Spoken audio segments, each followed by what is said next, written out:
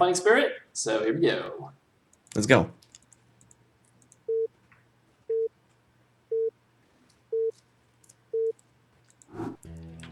Alright, at the top left position as the purple Protoss, we do have Kusocek Piroga, who is Idegel.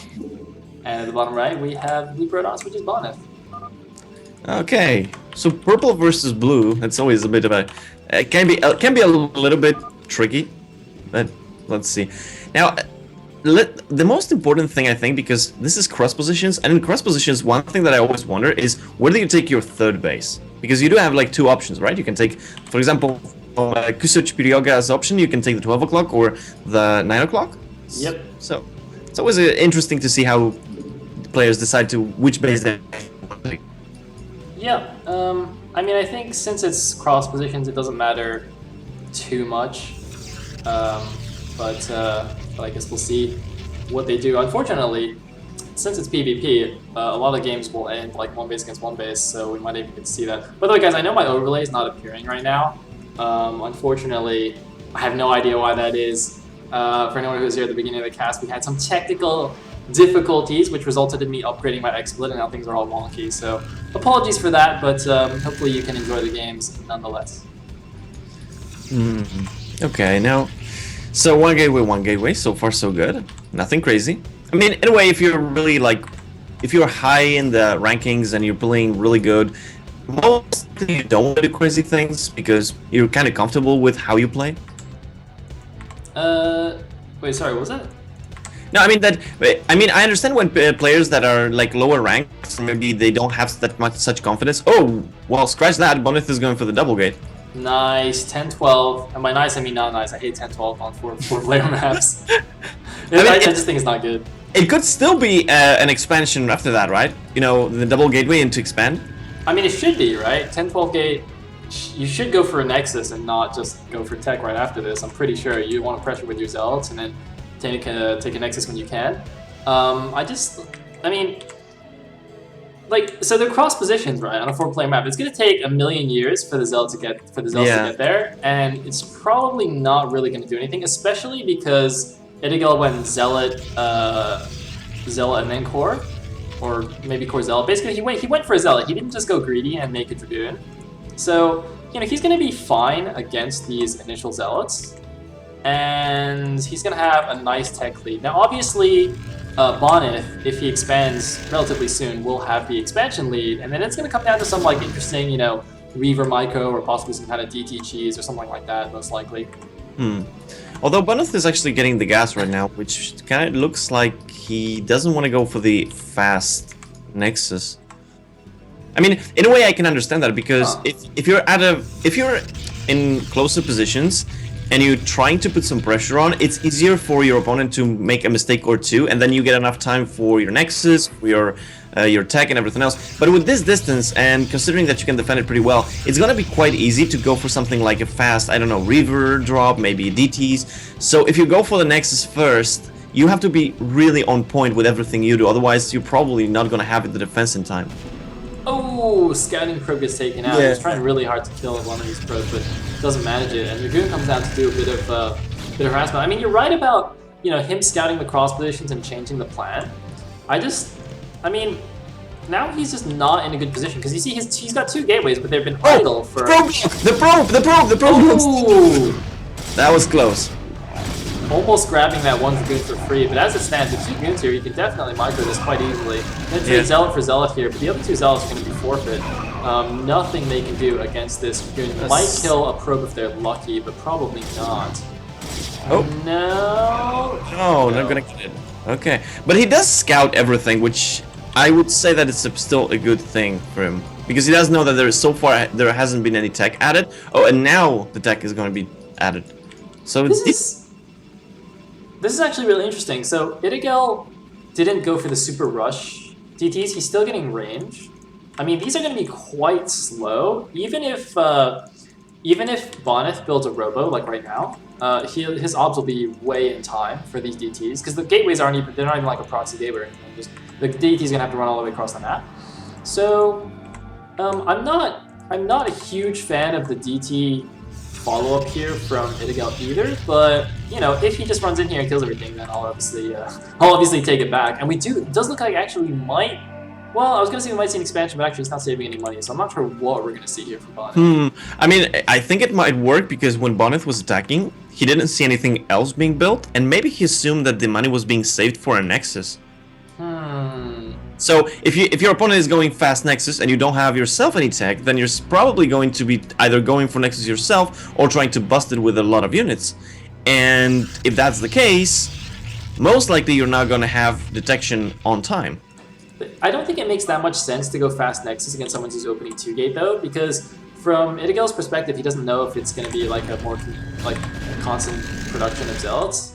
So, and I mean, I guess it's all possible. It's hard to say what exactly these players are thinking and what they see. It's easy for us to see as the observers, but we do have the Robo here. It's not that fast. It's going to be, I mean, I think it's still going to be in time because the Observatory and the Observer builds really quickly. The DT, I mean, he might have to just block the ramp and sacrifice a Dragoon or something on the ramp. Yeah. But he should be okay. He's not going to die to the DTs, that's for sure. But the problem is, it's not going to be easy for him to counter the Nexus. Even if he gets the obs out, he has to be very careful, because if he moves out really far and a DT sneaks behind him and just kills all his probes, he can just instantly lose the game. Yeah, the DTs are out. The Observatory is not, I think, yeah, it's not out yet. It's not even getting built. Oh, just been started. Oh, there it is. The Nexus. Yeah, but that's going to build really, really fast. Oh, you know what he should do? He should probably send one DT, block the ramp, and with the other kill the entire army, because that's kind of almost a guaranteed kill, right? Oh my god, Bonyth didn't see this. No, he didn't. Oh my god, he's just rallying everything. Wow, this could actually be really bad. Okay, I might take everything back here. But did he build more DTs? Yes, he did. This is crucial. See, this third DT is absolutely critical in this build. This third DT is going to stop this attack from killing him, and then these DTs are just going to kill everything. Yeah. It's absolutely critical to build this third DT. Although, yeah, even the Nexus probably is not going to die. Yeah. I think this game might be over. Yeah, it is. Pretty much is. Oh god. Wait, why is it... Oh, they're going after the Robo. Is there an obs out already? No, it's gonna be close. No, there's not. It's gonna get out. I think it might get out. Oh man, he needs to stack it. Oh! Clutch! Very nice, and that's gonna trap the DTs as well, so they're gonna die. Oh man, Bonyth, and he kills the Nexus, and now he's running out, and his Nexus is like almost done. So as long as he defends the counterattack, he's pretty much got this. Wow, that clutch defense here. What? Oh my god. I don't even know. Bonyth, beautiful, beautiful play there. That was pretty much the only move. That was the only move he could have made to actually save himself there. If that Robo had died before the odds comes out, obviously that's instant GG. But Bonyth is alive here, barely even lost any probes, barely even lost any mining time. He stacked the probes at the last second there. Building a forge now to be safe, but he is way ahead. You know, the problem with this is if you see this game, you understand everything that's happening. Try explaining this to somebody like who doesn't understand this. Yeah, he's using the probes, going to the mineral, then it's so hard, but that's why I think people don't think about these kind of moves, because it's really clutch. You have like 3 seconds to react, maybe even less. Yeah. But Bonyth did it perfectly. He reacted. Wow, I'm pretty impressed with Bonyth. And not only do you only have 3 seconds, but it's hard to actually do that. Like, if you were to go into, a custom game right now, like a UMS, and try that yourself, I guarantee you would mess it up like 80% of the time. And that's just testing it, right? That's no pressure, no like, oh my god, if I don't do this now, I'm going to lose the game. You still wouldn't be able to do it properly, because that's actually really hard. He had to position all the probes on the bottom right, because the DT was like on the bottom left of the Robo, and then stack them to the natural, but he had to have enough in a clump there to actually stack through. That's actually really hard. Like, I wouldn't be able to do that. I'm looking at something quite interesting. There is an observer from Bonyth that could scout everything. Okay, I was thinking about counter DTs, because one of the things that works quite funny is that if you do counter DTs very fast, usually your opponent doesn't have detection. Yeah. But the Robo is coming up right now, so Kusa knows about this. Yeah, he definitely does. Looks like got a Reaver now though from Bonyth. Maybe gonna do some harassing in the back. By the way, that's one of the reasons he's got this forge. I mean, obviously he's getting the +1 right now, but getting these cannons in the mineral line is extremely important because it's so easy to get in a good position and not pay attention and then have a DT just assassinate a whole probe line while you're going out, especially if you have to micro Reaver. Obviously, you're really focusing on the micro there. So getting these cannons just is a bit of insurance to let you know that, hey, if one DT goes back there, at least I have this this thing that'll just automatically kill it. I don't have to worry about it, a micro or anything like that. And, well, this could, again, be the end of the game here. I thought the DTs would be, but I guess not. Is Storm done, though? I think it is. It was so. researching when I clicked If it is, I think this is still... Oh, nice. Nice. Wow, Actually, they all clumped. Whoa, why is he staying there? That's not a good idea, Bonyth. That's not a good idea. Oh, but the Reaver's doing maximum damage. He's going to try and take it down. He does get the Reaver. Oh, man. Really heavy casualties on both sides. I think it's going to be an almost even exchange here. No, Bonyth is barely going to break through. Oh, God, it's so close. He's going to win by, like, 1 Dragoon. Yeah, I mean, the reinforcements should be enough to kind of stop this. Even if you pull, like, 3 probes, you should probably have enough of that. But the thing is that there is, like, both techs are gone. Like, you don't have any tech units right now. So the first question is, who's going to get ahead right now? Well, if you're building Reavers, you don't get your tech back really fast. You need the shuttle, then you need to build... But the High Templars build a little bit faster. So in this situation, I actually think that Kuso is getting, like, not maybe ahead, but he's getting back in the game.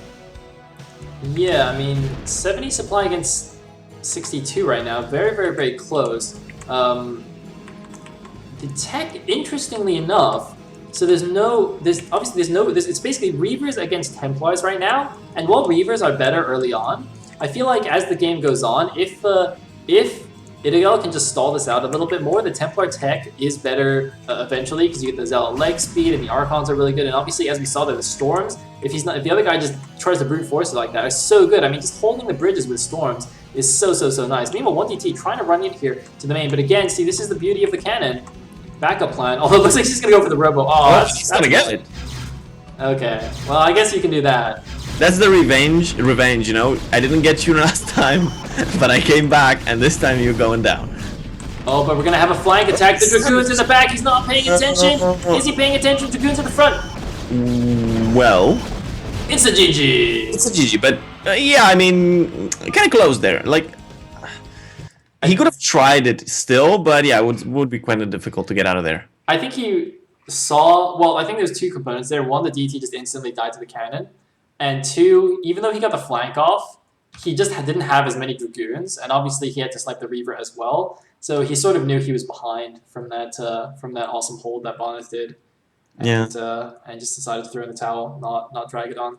Which is good. We need to see more. I mean, well, not we need to see more of that, but, you know, we've seen a lot of games in TLS where, you know, one guy's clearly dead and just, like, sits around forever.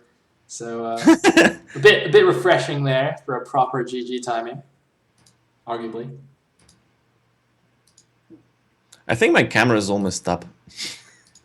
You look very, very blurry. I wasn't sure if it was just the connection was bad or what was going on. I don't know. I got no idea. I mean, it should be really good, but... Yeah, it looks like crap. Nice. I'll fix it next time. Okay. Alrighty. Well, we've got game number 2 now of the same series, Idegel versus Bonyth, the rematch. This time it's on Neo Medusa, though, so I definitely expect we're going to see... well, I was going to say I expect you'll see different builds, but 2-gate is actually better on this map, I feel. Yeah. Because there's no ramp. But I would also expect to see, you know, maybe if there's no 2 gates, you know, 3 or 4 gate goon, very, very strong, again, for the same reason, no ramp. Going for, like, 1 gate robo, I don't think is safe. Even, like, DT rushing is it's just not safe, because you can just lose to the first handful of Dragoons very easily before you even get that tech out. So, so yeah, let's find out what they go for. Yeah, okay, let's go.